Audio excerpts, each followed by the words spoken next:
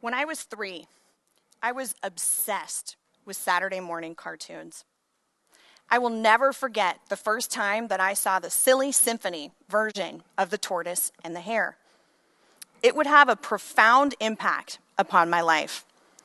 Of course, at 3 years old, I had no idea that I would spend the majority of my life as the tortoise.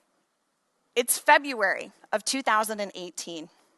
My dad, my brother, 2 of my uncles and I are having lunch at a local cafe.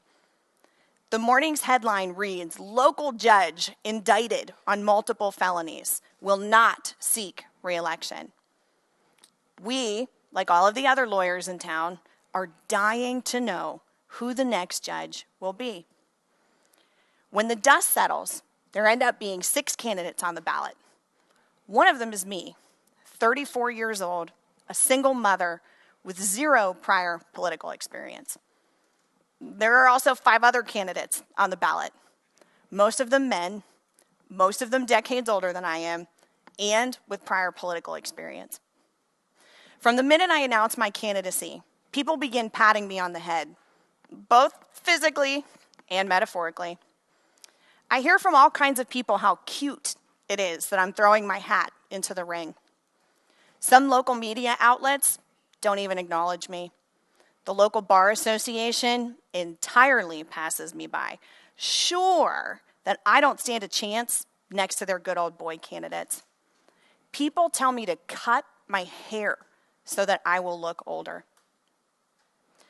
At first, I'm really wounded by these comments. I'm questioning my candidacy. I'm worried about embarrassing myself.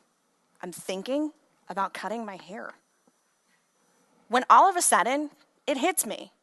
Who the heck are these people who have never run for anything in their lives to underestimate me? From then on, I put my head down and I tune out the comments from the peanut gallery. I march in parades, I make billboards, I knock on 10,000 doors. And ultimately, I win an election that was supposed to be a very close 6-way split by a landslide. Not only that, along the way, I learned the most powerful lesson. Being underestimated is a wonderful place to be. My experience with being underestimated has been consistent throughout my professional career. I am always the youngest person in the room. I'm almost always the only female in the room. I'm small, I'm unabashedly kind, and I'm from a town no one has ever heard of. To say that I've had to prove myself really doesn't even scratch the surface. Just like the tortoise in my favorite story. You will probably remember how awful the other animals were to the tortoise. They didn't just pat him on the head. They objectively tried to tear him down. They underestimated the tortoise. And that underestimation is ultimately what cost the hare the race.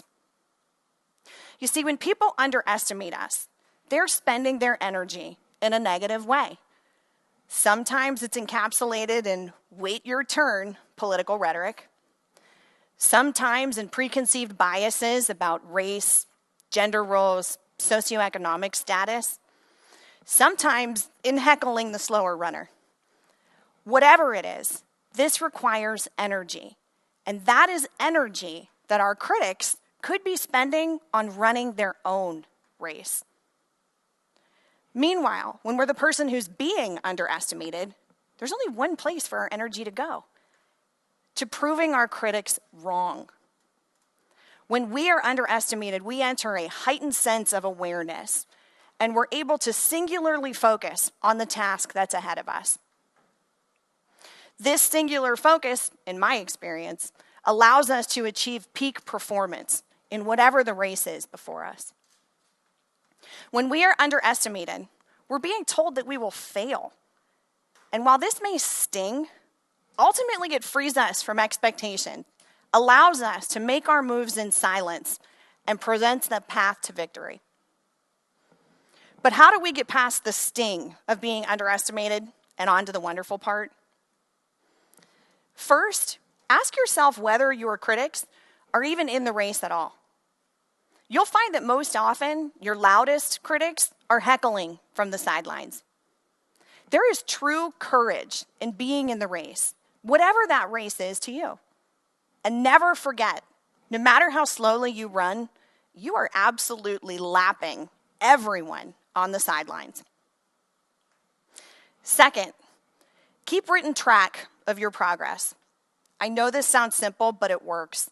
Map out your victories, big and small. When you face setback, adversity, underestimation, return to the written proof. This will reaffirm your choices, renew your belief in yourself, and remind you that your opinion of yourself is the only one that matters. After decades of being underestimated, I have developed these tools that I'm now sharing with you. I am confident that you will be able to hone them to best fit your own life. At a certain point in my career, you would think that people would stop underestimating me, right? Wrong. To this day, I am underestimated all the time. My favorite example of this happens in my own courthouse. Now, I'll admit, I tend to walk around the courthouse wearing my suit as opposed to my judicial robe. Robes are hot and uncomfortable. Well, you might imagine that courthouses are full of people wearing suits.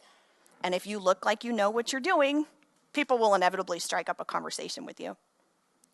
Last fall, I'm in the lobby of the courthouse wearing my suit, and I meet a perfectly lovely out-of-town lawyer. We have a wonderful conversation about our favorite NBA teams and my recent trip to New York. At the end of the conversation, he says, "Well, I better get in there. I hear this judge can be a real jerk if lawyers are late. It'd be nice to meet a single judge who's pleasant. All of these old judges take themselves way too seriously." It happened again. He underestimated me. He thought that I was too young, too nice, too whatever to be the judge. And I wasn't going to correct him. About 20 minutes later, I'm sitting in the courtroom, this time wearing my judicial robe. And I have the distinct pleasure of watching this lawyer walk into the courtroom to start his hearing. He looks up at me, and I see the recognition flash across his face. He turns bright red and starts to break out in a full body sweat. And as he stands there sputtering, I am biting back my smile, thinking that he looks remarkably like a hare. Being underestimated is a wonderful place to be. Thank you.